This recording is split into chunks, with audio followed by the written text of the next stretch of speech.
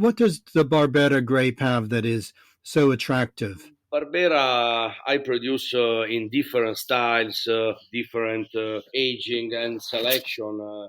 So it permits to make good wine for, I think, for every day, for every meal. But Barbera is also really good as aged wine.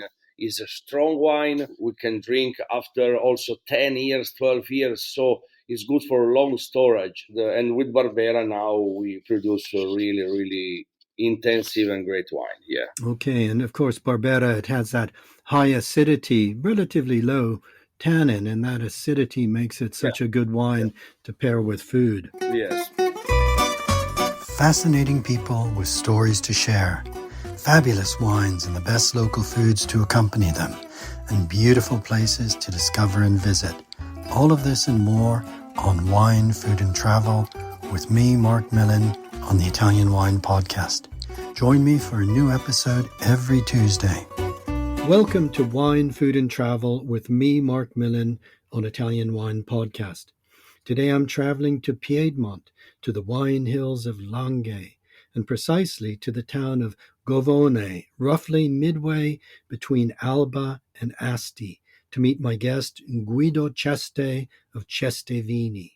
Buongiorno, Guido. Thanks so much for being my guest today. How are you? Buongiorno, Mark. Good morning to everyone. I'm very fine. Thank you. È una bella giornata. Is it a beautiful day? It's a beautiful day today, but if we are lucky, we wait for snow tomorrow. I hope to see the snow for a long time. We don't see. Okay, the snow I know is very important for wine growers. Now, Guido, our listeners are located all around the world and may not be familiar with this beautiful area in between two important wine towns, Alba and Asti. Can you describe exactly where you are, what the countryside is like, this historic castle as well, which you are Yes, near?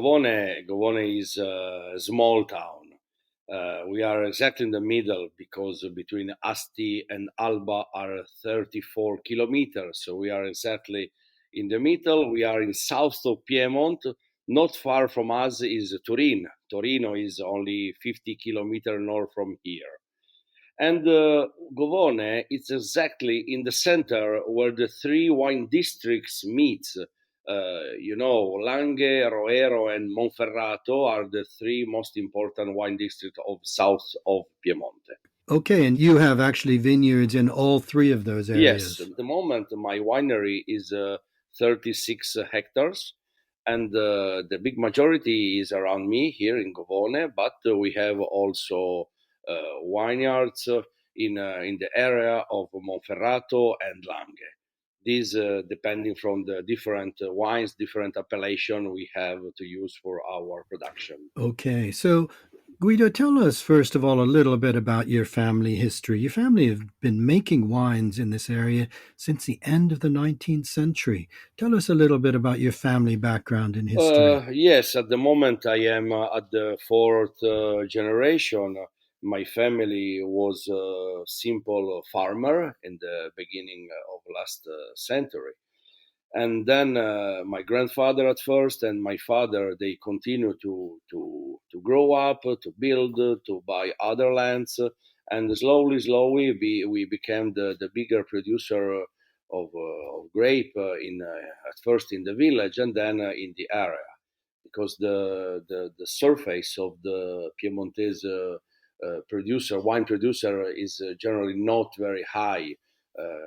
Average, I think, is around 5 or 6 hectares, and we have 36. It represents a big number.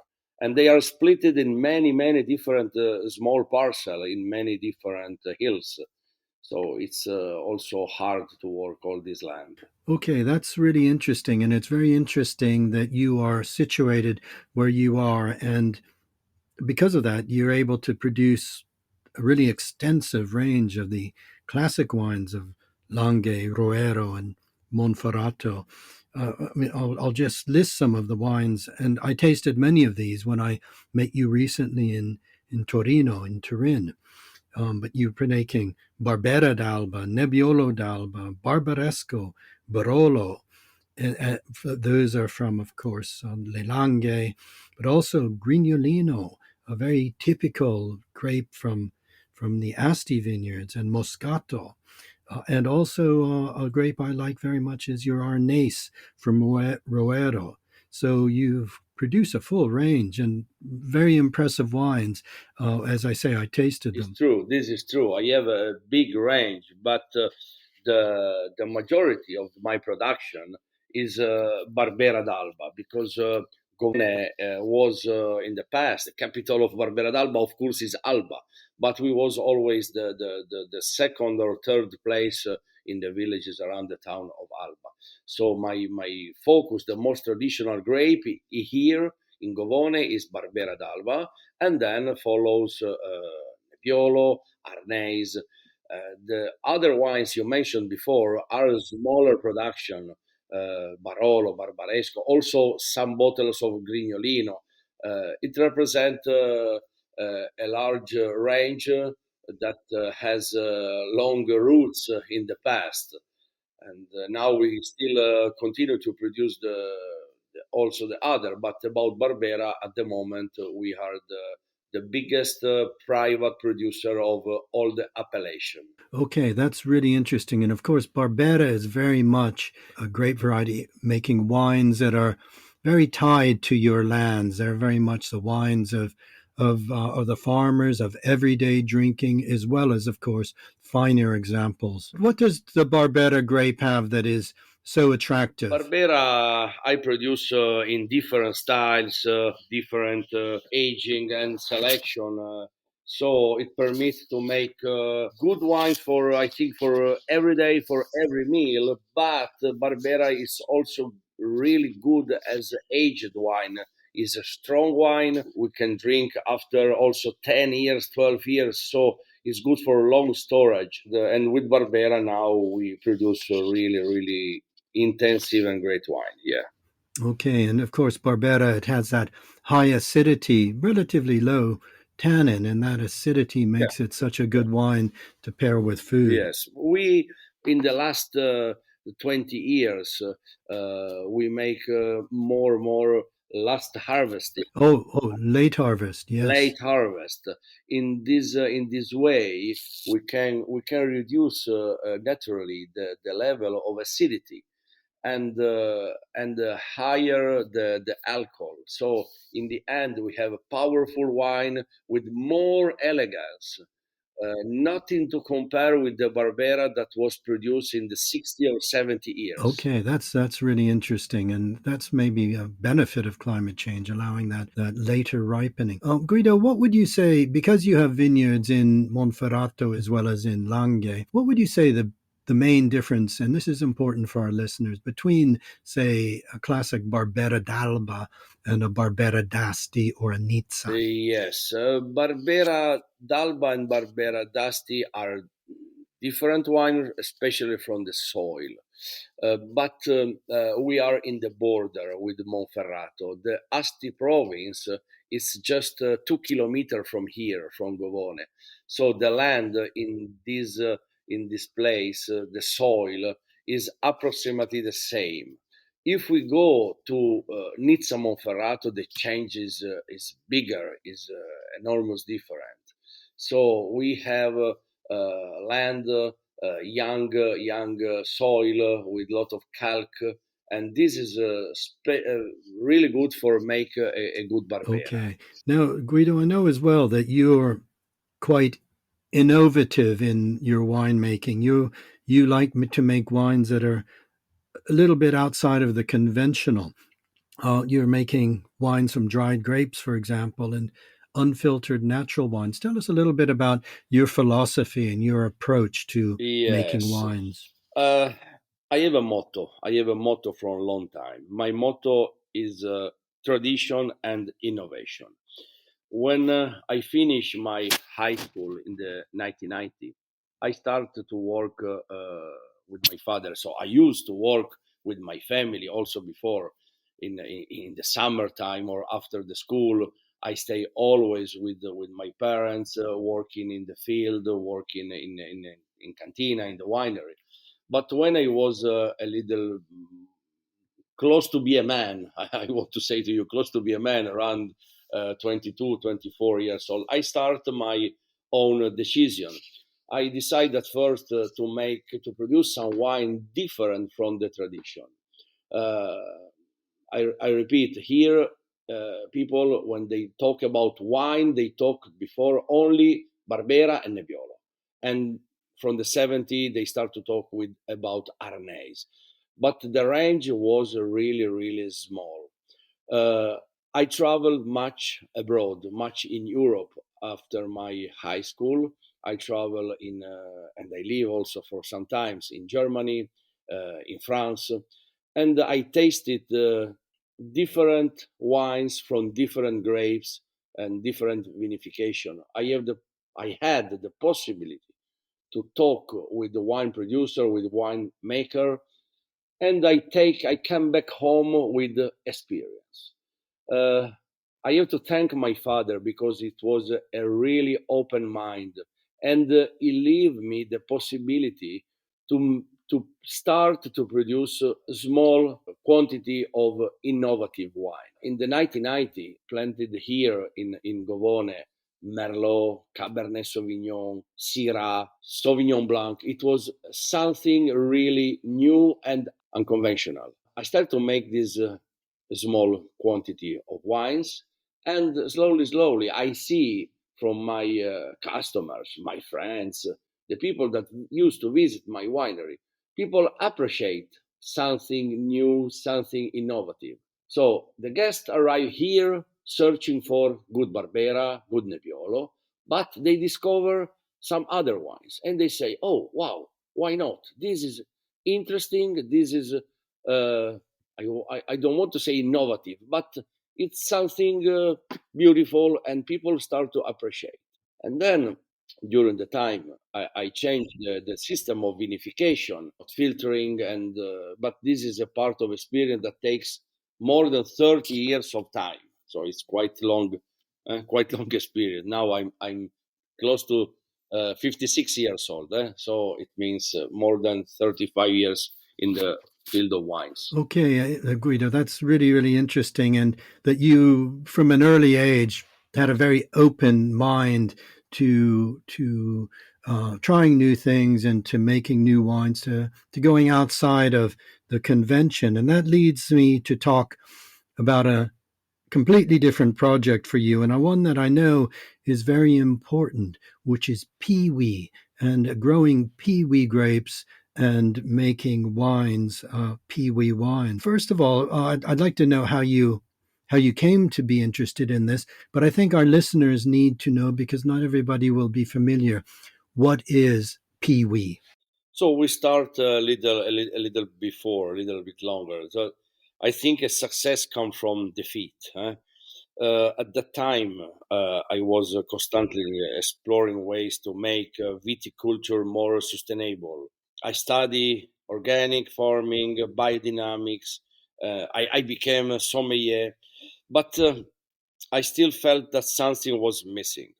And around 2008, I decided with my father to transform the traditional winery in organic viticulture. I made study, tasted the surface in 2 hectares.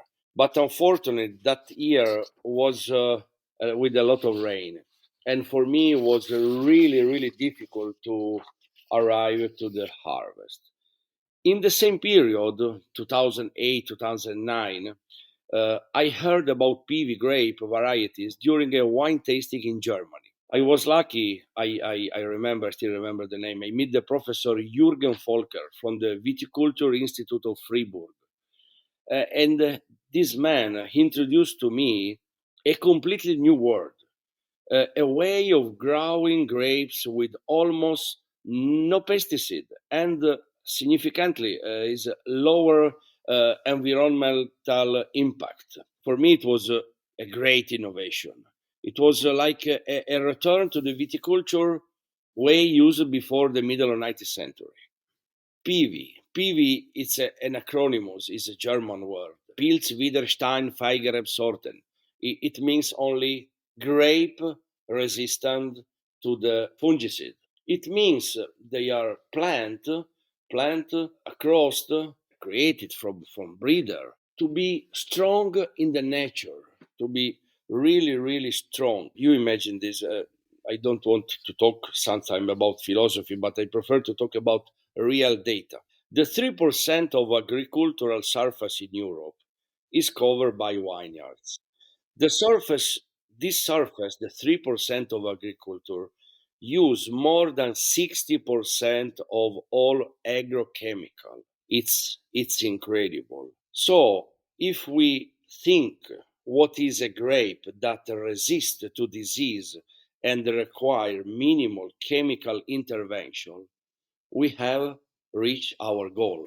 Let me just recap this for our listeners. So, we're talking about hybrid grape varieties developed in Germany, these PIWI grape varieties uh, that are resistant to fungal diseases, and which means that they require far, far significantly less use of chemicals in the vineyard, which is extremely important environmentally, but it's also very important, I think, for us as wine consumers, drinking wines without chemicals. So these are the peaty varieties. And you were tasting wines. Yes. When was this, Guido, that you encountered them? I had the after long discussion in the region, in the government of Piemonte, because it was not open to this changement. I had the authorization for the first planting 3,000 square meter in 2012. It's only 13 years ago, okay, but it's enormous period. Okay, that's fascinating. I think that's really interesting because your motto is tradition and innovation. But in an area which is so traditional, you're in one of the most traditional wine regions in Italy, indeed in the world, where the same grapes have been grown for generations and centuries. So to introduce these unusual hybrid grape varieties with names nobody knew, there must have been a bit of a shock. At first time when I come back from Germany, from Freiburg, with a lot of PV wine bottles to taste, I show to my friends, to my colleagues, and a lot of them, they don't consider this was true or this was possible, because we had no any kind of information about resistant varieties in viticulture. It takes time to think and to taste the wines, and to imagine to change the viticulture in this way. But now we are ready. A group of producer is follow me inside of the group PIWI Piemonte. I founded some years ago, and we go ahead. Of course, I don't want, and nobody of us want to make a war against the traditional plants. It would be a big mistake.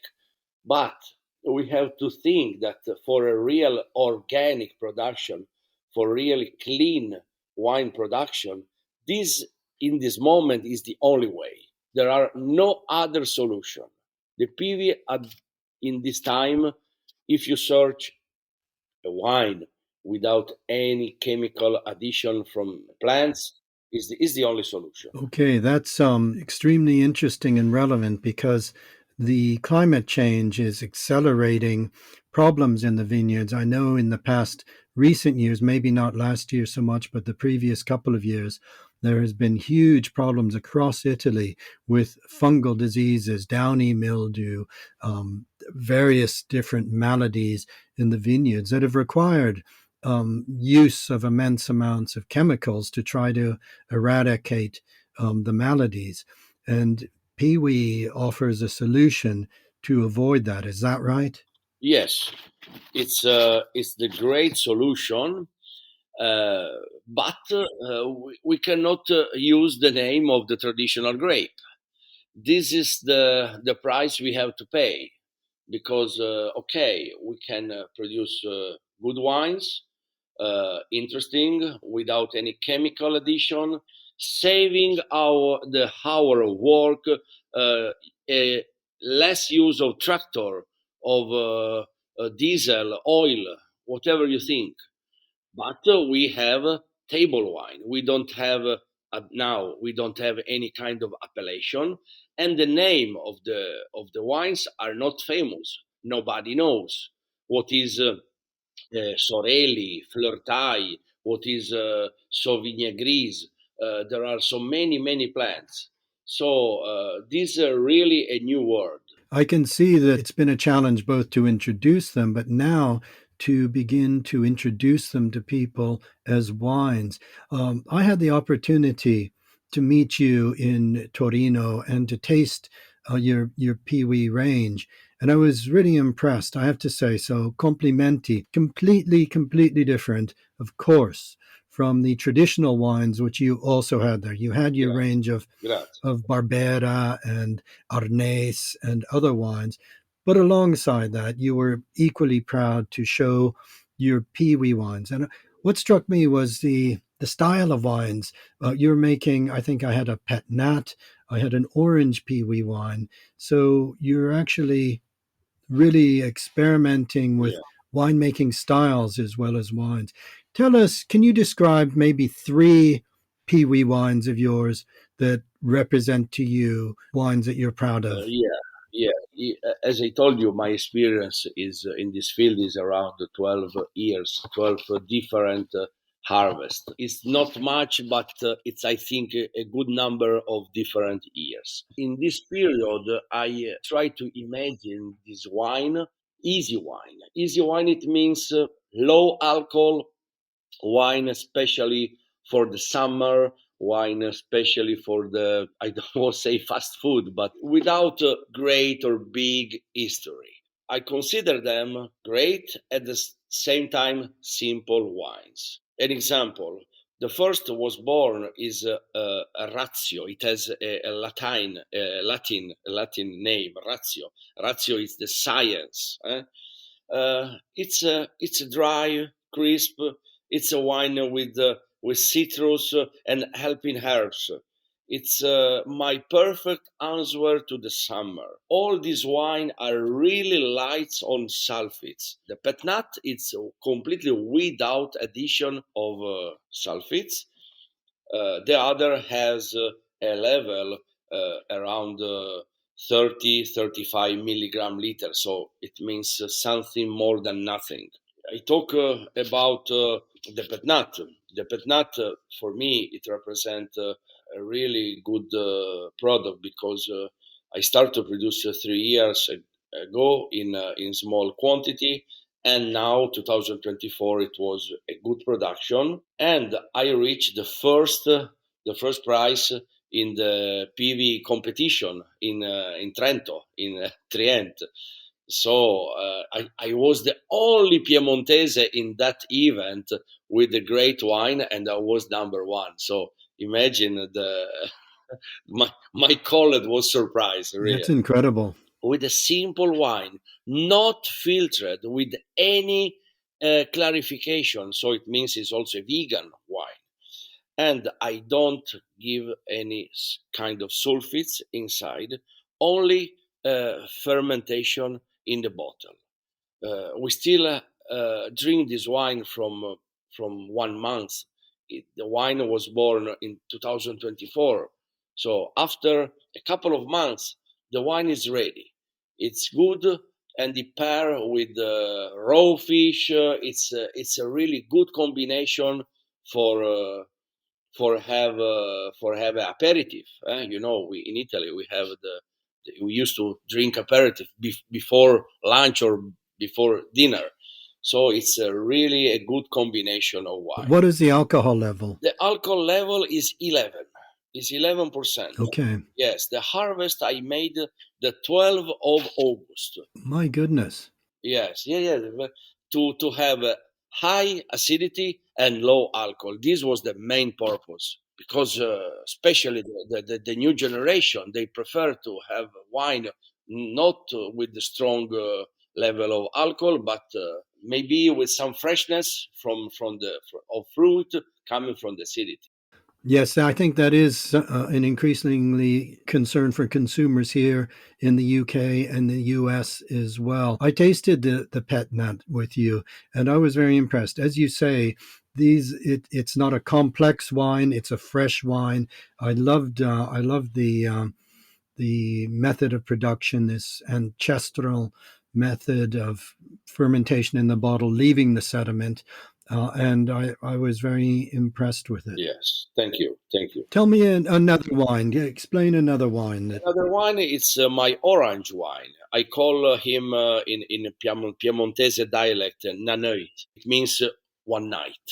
I make this wine in the harvest. The harvest was the first week of September, and the fermentation was with the skin contact, maceration.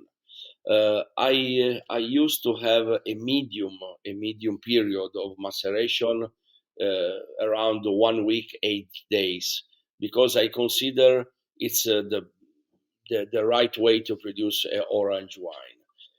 All the fermentation is made in a steel tank with controlled temperature. I reduce the temperature of fermentation between 17, 18 degrees Celsius. And after this first fermentation, I leave the wine a good month to deposit. When the wine is almost clean, I transfer inside barrique.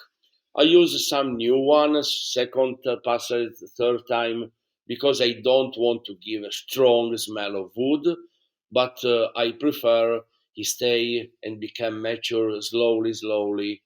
The wine you tasted in Turin was a sample from the barrel. It was not bottled at the moment. Okay, I enjoyed this wine as well.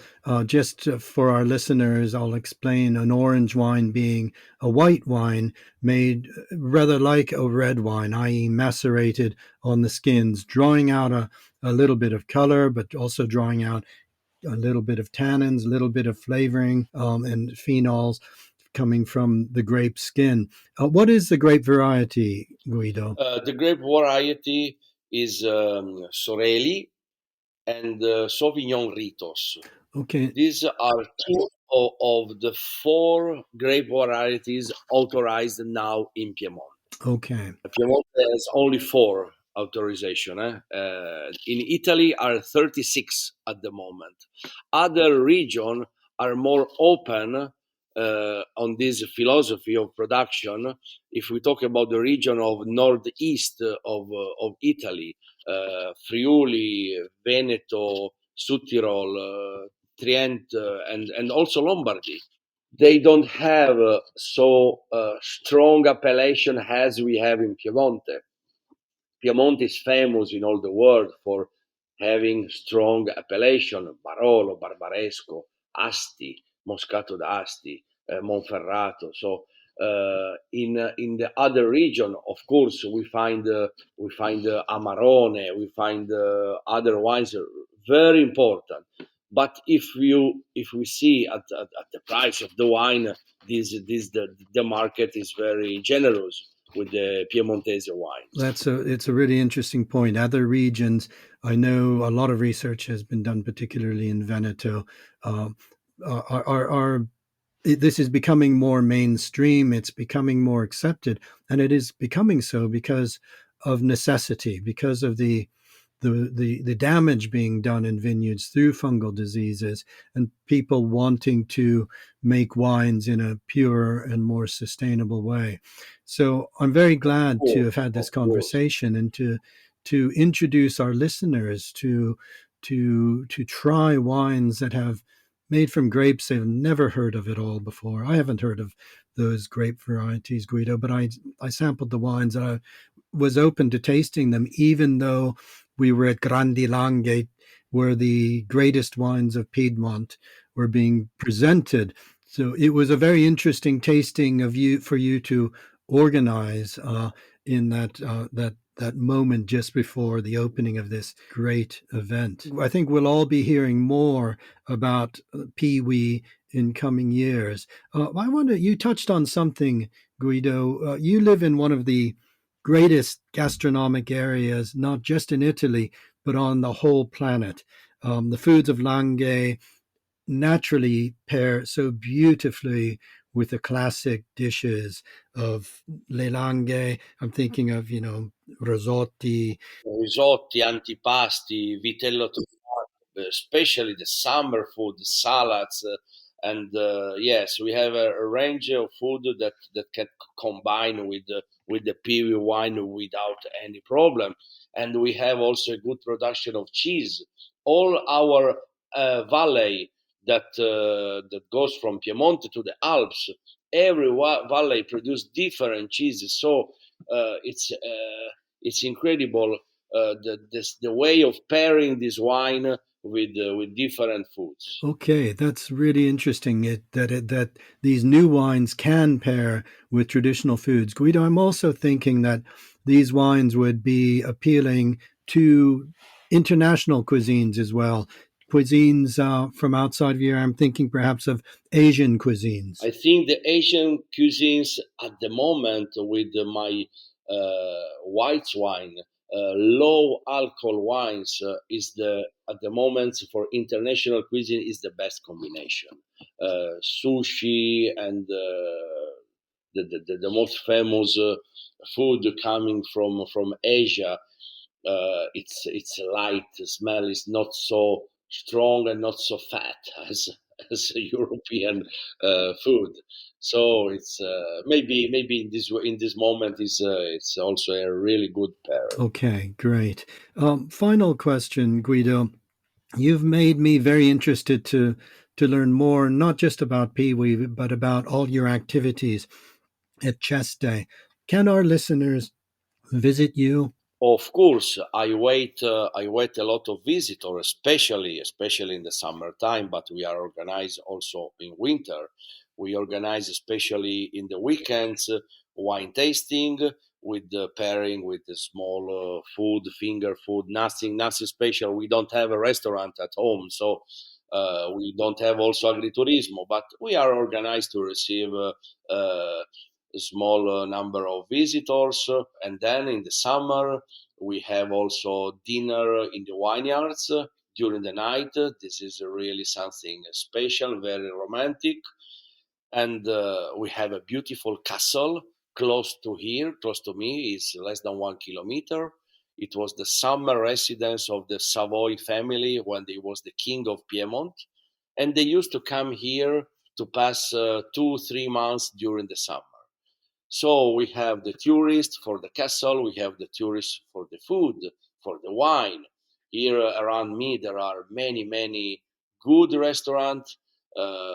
Alba and Lange, we have, I think we have more star Michelin than Milan. So it means we are well organized with the tourism, high level tourism for sure. Okay, well, that sounds very interesting and very attractive for people to visit. Certainly, next time I'm in the area, Guido, I will certainly give you a ring and come and see you for myself and taste wines, both your traditional classic range, but also tasting the Ceste Peewee wines with you. This for me represent the future in the moment.